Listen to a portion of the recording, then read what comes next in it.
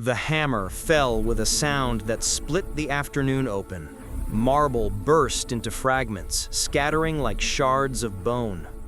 Pigeons tore through the air, startled into flight, and the quiet square of St. Mary's Hollow filled with screams.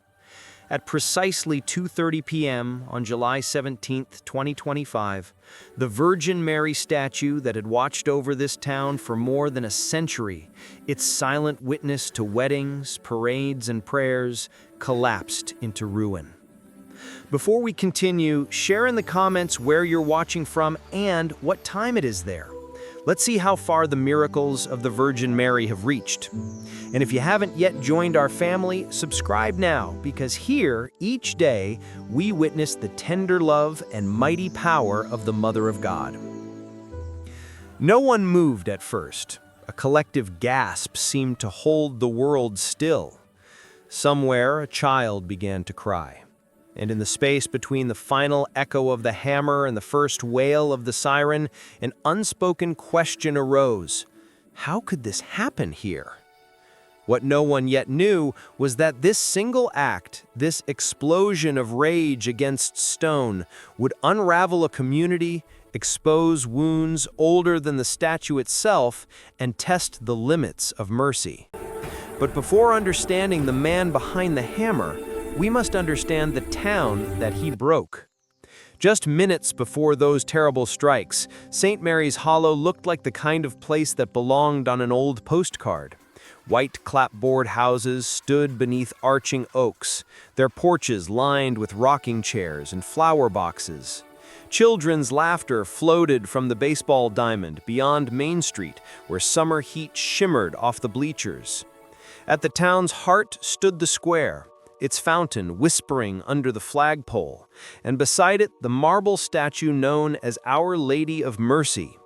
Since 1919 she had stood there, raised by survivors of the Spanish flu, who swore that the Virgin's intercession had carried them through that season of death.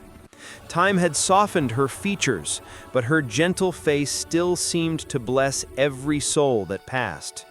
Each morning, retirees paused in their walks to cross themselves. Newlyweds posed at her feet for their first photograph as husband and wife. Every Thanksgiving, the townsfolk gathered around her, hands joined as hymns drifted into the cold air. To Mrs. Henderson, a 76-year-old widow, that statue was more than stone. It was a bridge to her late husband. Every Friday, she placed a small bouquet of daisies beneath Mary's feet. "It's how I send love to him," she would tell curious children, through her hands. To Mark Riley, the town mechanic, Our Lady of Mercy was a reminder to breathe. "When business gets rough, I sit in her shadow and remember life's bigger than unpaid bills." And even to Emily Moore, a 17-year-old Muslim girl whose family had moved to town years before, the statue offered quiet solace. After failing to make the varsity basketball team one evening, she had sat beneath her folded arms one evening, staring up through tears until the stars appeared. "I don't share their faith," she later confessed to a friend, "but something in her face made me feel less alone." For outsiders, the statue might have been just marble weathered by rain and time. But for St. Mary's Hollow, she was memory, unity, and faith carved in stone. And then came Daniel, the man who would one day destroy her. For 15 years, Daniel had lived what many would call the American dream. He'd come from Morocco at 30, 3 suitcases rattling, wrenches in one, his mother's frayed prayer rug in another, dreams still sealed in the third, humming faintly with homes he'd never see again. With his wife Laura and their 2 children, he built a life from the ground up. He opened Riley and Moore Auto, a small repair shop on Main Street, alongside his business partner and friend Mark Riley. Mark, a lifelong Midwesterner, liked to joke that cars don't care where you're from, only if you can fix them. And Daniel could fix anything, with patience, precision, and a quiet pride that made customers trust him instantly. The Moores blended seamlessly into town life. Laura taught Moroccan cooking at the community center, her dishes perfumed with saffron and cinnamon. Emily excelled at school, cheering from the sidelines on Friday nights. Their youngest, Jacob, played Little League on the same field where generations before had learned to swing a bat. At Thanksgiving, the Moores nodded approvingly. They're part of us now. That's what America's supposed to look like. Then on an October morning in 2024, Daniel's phone rang, and with it his world cracked. His brother's voice trembled through the line from Casablanca. Mama's gone. She had died quietly after months of hidden illness. She hadn't wanted to burden them. Daniel dropped the wrench he was holding, oil splattering across the floor. "She wanted to see me one last time," he whispered, collapsing onto the workbench. "And I wasn't there." Mark put a hand on his shoulder. "She knew you loved her, Dan." But Daniel shook his head, tears streaking through the grease on his face. At the funeral in Morocco, his brothers stood stiff, their eyes hard. One muttered, "The American forgot his roots." Daniel returned to Missouri feeling like a ghost between two worlds, too foreign for one, too changed for the other. Even the streets of St. Mary's Hollow seemed colder. The statue of Mary that he once passed without thought now seemed to watch him unblinking, as if demanding an explanation. He stopped greeting customers with his usual grin. He came home late, distracted, eyes shadowed, bills piled up on the counter, and the laughter that once filled the Moore household began to fade. "Talk to me," Laura whispered one night, her hand brushing his arm. "You wouldn't understand," he muttered, pushing his plate aside. Emily noticed. So did Jacob. Their father, once the loudest voice in the house, now sat through dinners in silence, staring at nothing. Mark kept showing up at the shop with donuts, trying to coax a smile. "You're here," he told him one Friday morning, "but you're not really here." Daniel just shrugged, but the words stung because they were true. In the quiet hollows of his grief, something darker began to grow. By winter, their home felt colder, not from snow, but from silence. Daniel spent long nights alone in the garage, phone in hand, drifting through online videos. At first, they were harmless, car tutorials, news clips, soccer highlights. But one evening, an algorithm led him elsewhere. A live stream flashed across the screen, Faith and Strength with Malik Rahman. The speaker was young, confident, immaculately dressed, his voice magnetic. "My brothers," he began, "you have given this country your loyalty. And what have you received? Suspicion, humiliation. Their saints stand in your streets, while your prayers are mocked." Daniel leaned forward.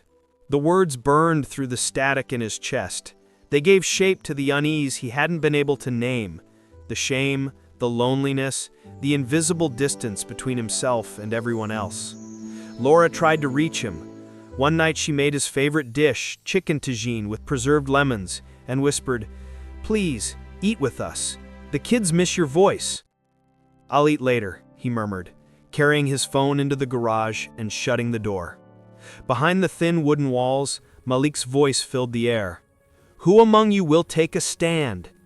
Emily pressed her ear to the vent. The preacher's voice rose like smoke through the metal grate, words that coiled in her chest, sharp and nameless. She didn't know why they frightened her, only that they did. Outside, the winter wind swept through St. Mary's Hollow, whispering through the trees. And in one quiet house on the edge of Main Street, a man who had once rebuilt engines was now honing his silence into a blade, and the town, still asleep, didn't yet feel the cut. By early spring, Daniel Moore's garage no longer smelled of grease and metal, but of dust and disuse. The laughter that once filled the place, Mark's corny jokes, the radio humming old rock songs, had faded to silence. Daniel worked alone now, his movements mechanical, his eyes unfocused, as if his hands still knew the motions his heart had forgotten. Laura sometimes stopped by the shop with lunch in a paper bag, hoping to surprise him. He'd thank her with a quick nod, barely looking up from the engine before him. The warmth that had once tethered them seemed to have evaporated, leaving behind only habit.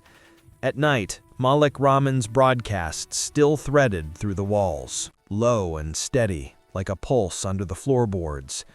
You work, you serve, you stay silent, and they thank you with suspicion. When will you rise?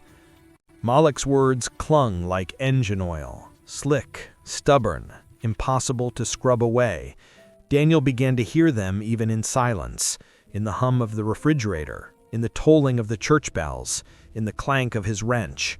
They became part of his blood rhythm, whispering of injustice, of unseen chains. And for a man who had begun to feel invisible, that whisper was comfort. One night, Laura found him sitting at the kitchen table, staring at his phone long after the screen had gone dark. "You're scaring me, Daniel," she whispered. "You look at us like we're strangers." He blinked, as if waking from a trance. "Maybe I am," he muttered, pushing the chair back. The legs scraped against the tile, a sound sharp enough to make her flinch. Emily heard the exchange from the stairs. She had started keeping her distance, afraid to provoke the man who used to tell bedtime stories about his childhood in Casablanca. Now his stories were gone, replaced by silence and the blue shimmer of a screen. That night she wrote in her journal, "Someone else moved into my dad's skin. The hands that once braided my hair now gripped the phone like a lifeline to somewhere darker." Mark Riley noticed the change too. When he stopped by the shop one Friday, he found Daniel sitting in the dim light, staring at a cracked photograph on the wall. The two of them on opening day of Riley and Moore Auto, grinning like brothers.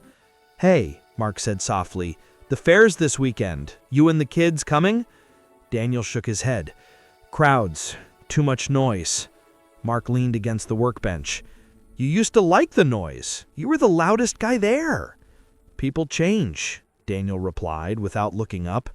Mark frowned. "Not like this." He wanted to say more, but Daniel's eyes, hollow, distant, made him stop. There was something in them that hadn't been there before, something unreachable. Outside, life went on. The baseball field was alive again with spring games. Neighbors trimmed hedges and planned Easter picnics.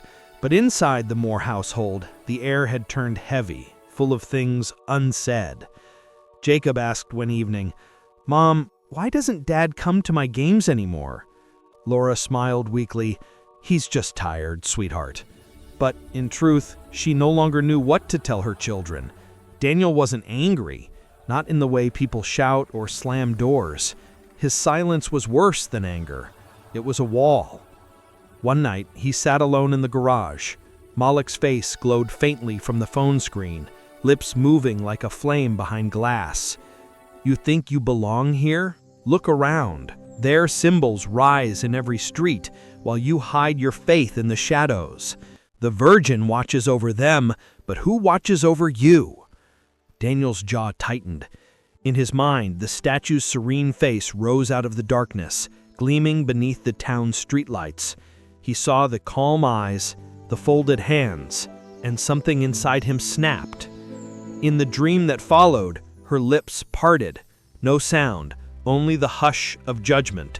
He woke, gasping, the glow still pulsing behind his eyes. Laura stirred beside him.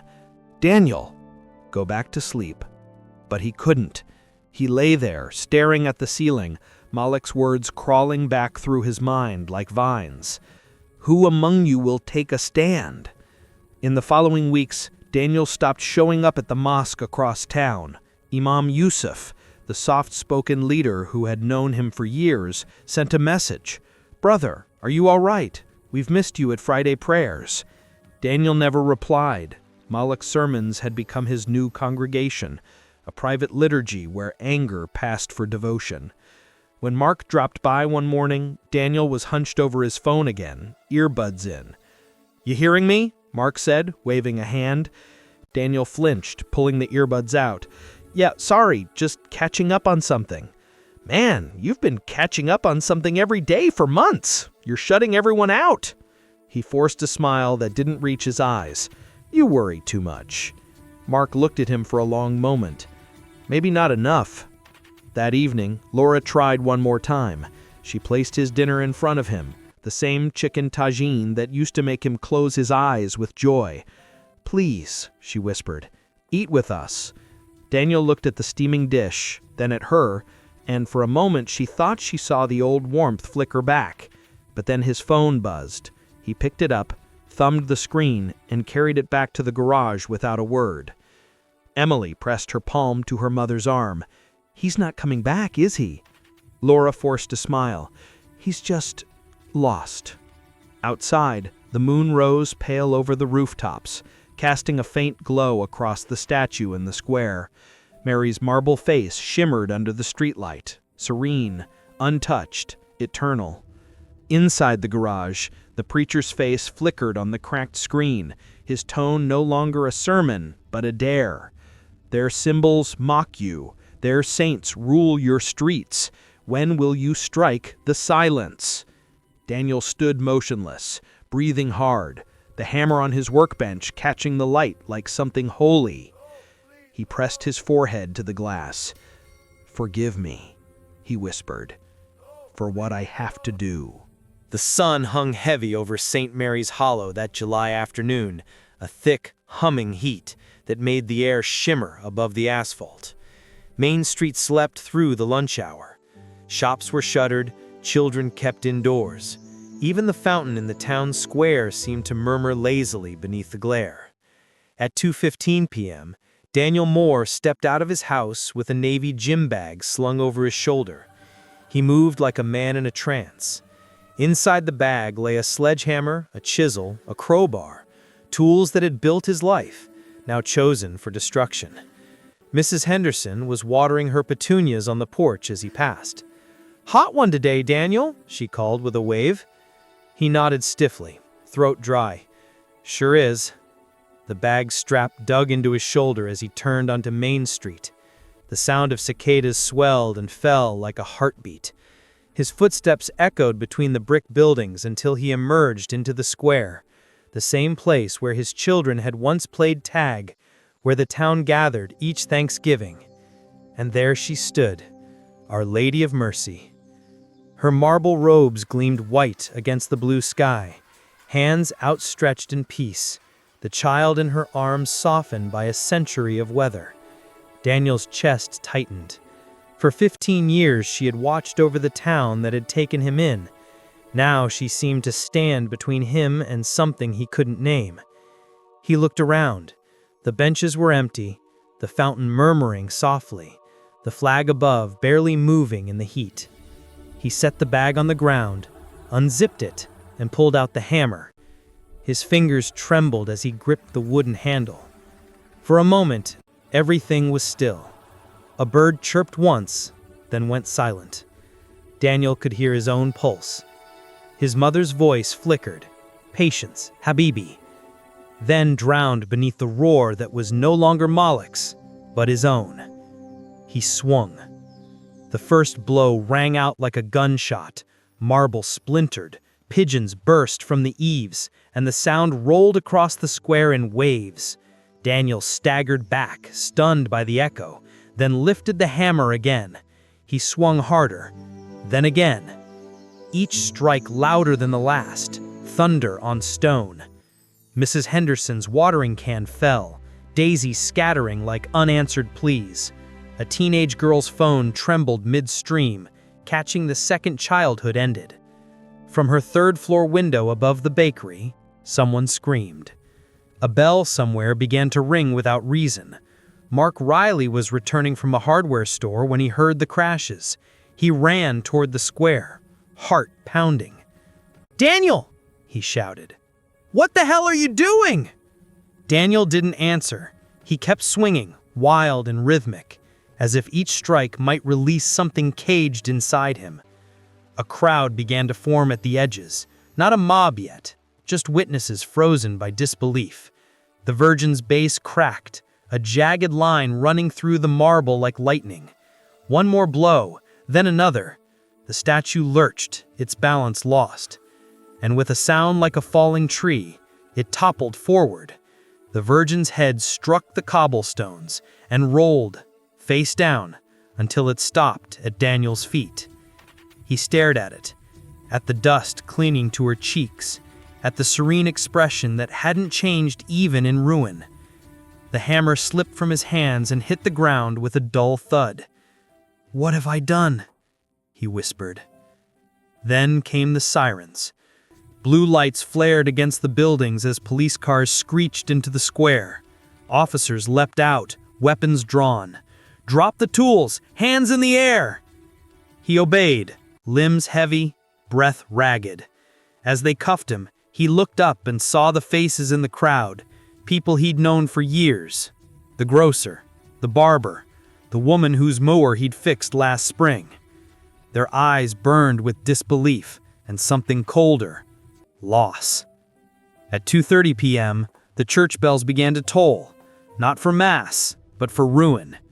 By 3 p.m., the square was a blur of sirens, sobs, and shaking phones. The footage spread online before the police tape even went up.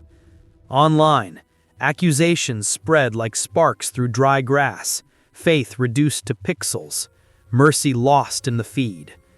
By sunset, the video had circled the globe. Commentators argued, politicians condemned, and strangers picked sides with words sharper than any hammer. At the Moore house, flashbulbs popped through the windows. Laura returned from grocery shopping to a wall of microphones. "Did you know your husband planned this?" someone yelled. "Was your family involved?" "No," she stammered, clutching her bags. "Daniel would never." But her voice broke before she could finish. Upstairs, Emily's phone buzzed non-stop. Messages, screenshots, fragments of her father's face turned meme. She stared until the screen blurred, then ran to the bathroom and retched. At the garage, Mark sat at his workbench, head in his hands. Customers were canceling, accusing him of harboring a monster. A woman slammed her keys on the counter. "How could you work with someone like that?" Mark's throat tightened. "He was my friend," he said softly. "I didn't know." That night, the small mosque across town glowed faintly under police lights. Imam Yusuf gathered his people. "Brothers and sisters," he said, "what Daniel did was wrong, against both our faith and our humanity. We must not answer violence with hate." But some younger men whispered, "He wasn't wrong about everything." The imam's reply cut through the murmurs. Pain does not give permission. For St. Mary's Hollow, it became a scar that would never fade. And Daniel, the one who carried the blade. In the county jail, he sat amidst the silence he had built, heavier than any chain, sharper than the hammer's edge. Morning bled slowly into the town the next day, gray and hesitant, as if the sun itself were unsure whether to rise over St. Mary's Hollow. The statue's remains still lay where they had fallen, ringed by police tape that fluttered in the breeze like torn ribbons. A thin layer of dust clung to everything, the benches, the fountain's rim, the cobblestones, as if the whole square were holding its breath. Father Thomas arrived before dawn. The priest's old sedan pulled up beside the barricade, its headlights cutting through the mist. He stepped out quietly, his black coat buttoned to the throat, and approached the wreckage. For a long time he said nothing. His breath hung white in the cold air as he knelt beside the broken face of Mary. He brushed away a layer of dust with the back of his sleeve. A small fragment of marble, the corner of her veil, broke loose and fell into his palm. He closed his fingers around it and whispered a prayer that caught somewhere between grief and duty. By sunrise, a few parishioners had gathered nearby. Mrs. Henderson stood among them, clutching her rosary so tightly that her knuckles had gone pale. A man in work boots muttered, "Shouldn't they clean it up? My kids don't need to see this." Father Thomas turned, voice low but firm. "Not yet. Let it speak a little longer." At the edge of the crowd, reporters whispered into microphones. The air smelled faintly of coffee, camera batteries, and anxiety. Each click of a lens sounded like a confession. In a small house 3 blocks away, Laura sat at the kitchen table with the blinds half drawn. The living room was littered with unopened mail and cold coffee cups. He hadn't slept. The television looped his face beneath words that cut deeper than any chisel. Jacob sat beside her, eyes fixed on the screen. "They keep showing it," he said softly. "I know." "Why?" She didn't answer. Instead, she reached across the table and took his hand. It was small and trembling, the way Daniel's used to be after long days fixing engines. Emily hadn't come downstairs. She sat in her room, lights off, watching the news feed scroll past, strangers arguing in languages of blame. Someone had taken a screenshot of her father's mugshot and turned it into a collage of flames and headlines. She shut the laptop. The screen went black, reflecting her own face back at her, pale, hollow-eyed, not much older than the girl who'd once drawn pictures of the Virgin in crayon. At noon, Mark Riley visited the jail. He'd spent half the morning arguing with police to let him in. Finally, they agreed to 5 minutes.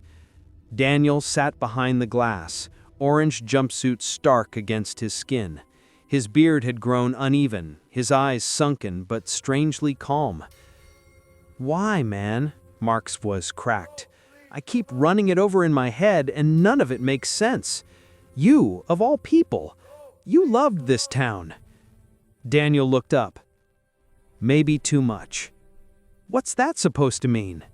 He leaned closer, his cuffed hands resting on the table. "You fix things long enough, you start to see where they're already broken." Mark swallowed. "You think smashing a statue fixes anything?" Daniel's gaze wavered. It wasn't about fixing. It was about being seen. "By who?" He hesitated, then said softly, "By God. By anyone." For a moment, neither spoke.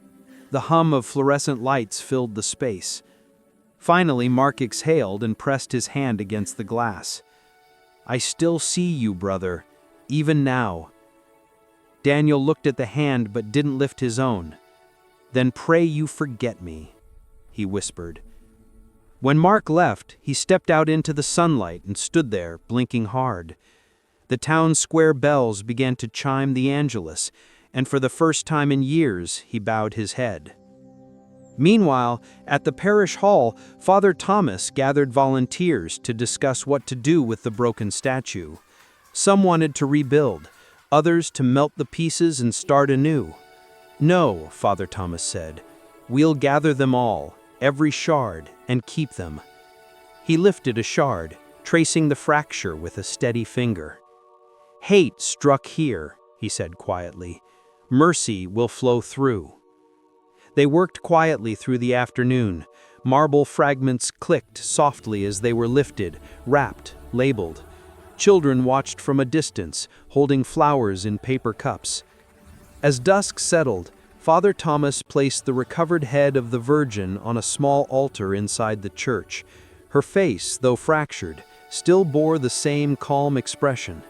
Candlelight danced across the cracks, turning them to veins of gold. He lit a single candle before her and spoke aloud, not for the cameras, but for the silence. "Forgive us for what we've done to each other." That evening, Emily walked into the church after everyone had gone. Her steps echoed through the nave. She paused before the altar and looked up at the broken statue. "I drew you in crayon once. When you broke, everyone saw. Maybe miracles are the cracks that let grace seep through. For Dad, for all of us." Her voice trembled. "Please, take care of him. He's not evil, just empty." She turned and left without lighting a candle. Outside, the night was settling over the town. The fountain gurgled again, the air cooling at last. From the jail across the hill, a faint light still burned, a single window glowing against the dark. Inside, Daniel sat awake, staring at the wall. The bruises on his hands had begun to fade, leaving pale outlines like ghosts. He closed his eyes. "The sea gives back what it takes," he breathed, and for an instant his mother's smile flickered in the grain of the concrete.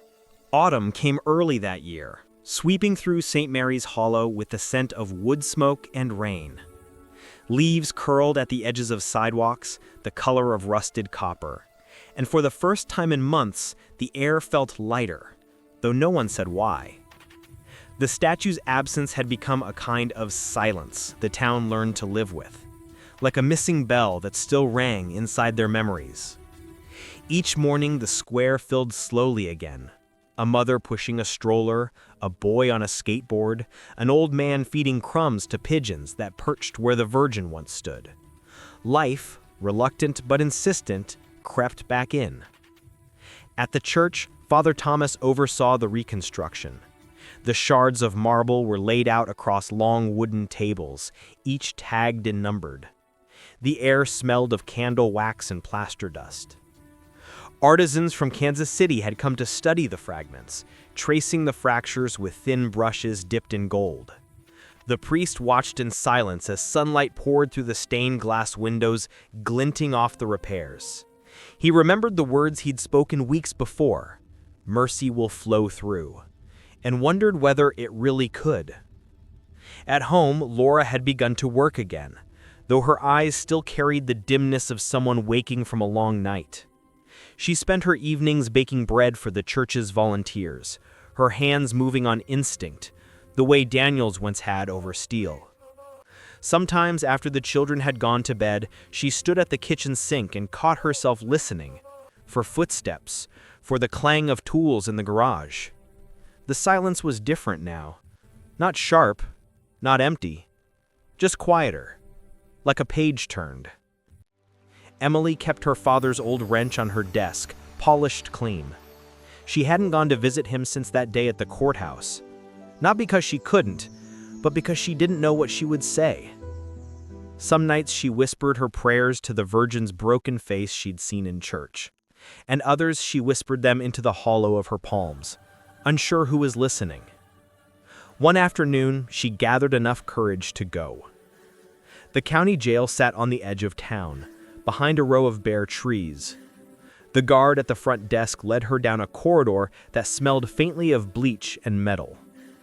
When she entered the visiting room, Daniel was already there, thinner now, but his eyes clearer than before. For a long time, they just looked at each other through the glass. Then he spoke. "You grew up." "So did you," she said softly. He smiled, small, unsteady.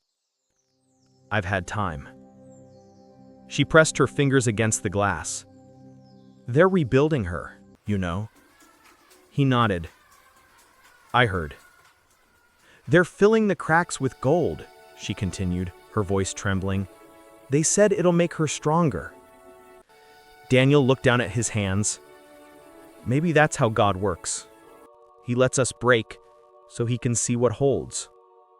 A tear slipped down her cheek, but she didn't wipe it away. "Dad, do you still pray?" He hesitated, then answered honestly. "I talk to the silence. Some days it talks back." A guard tapped the glass. Time was up. Emily stood slowly, pressing her palm one last time to the window. "I'll come again," she whispered. He nodded. "Bring your brother next time. Tell your mom I'm—" He paused, searching for a word that didn't exist. "Trying." When she left, the sky outside was the color of tarnished brass. The first flakes of snow were beginning to fall, dissolving before they reached the ground. Weeks later, on a clear December morning, the town gathered again at the square. Workers had erected scaffolding around the restored statue, draped in white cloth. The air hummed with low conversation and the faint strains of a choir warming up inside the church. Father Thomas stepped forward to speak. "We gather not to forget," he said, his voice steady, "but to remember how light returns." Then, with a nod, he signaled to the workers. The cloth fell away. Gasps rippled through the crowd. The Virgin stood once more, her face serene as before, but now faint seams of gold ran through her robes and along her hands like veins of sunlight. The cracks had not been hidden. They had been sanctified. Children pointed. A woman wept quietly. Even Mrs. Henderson smiled through her tears. From the edge of the square, Mark Riley stood with his hat in hand. He thought of Daniel, his laughter, his silence, the long years they had worked side by side. He bowed his head. "God forgive him," he murmured, "and the rest of us, too." That evening, the church bells rang again. Their sound rolled over the rooftops, across the fields, all the way to the small gray building on the hill. In his cell, Daniel heard them. He rose from the cot and went to the narrow window, his breath fogging the glass.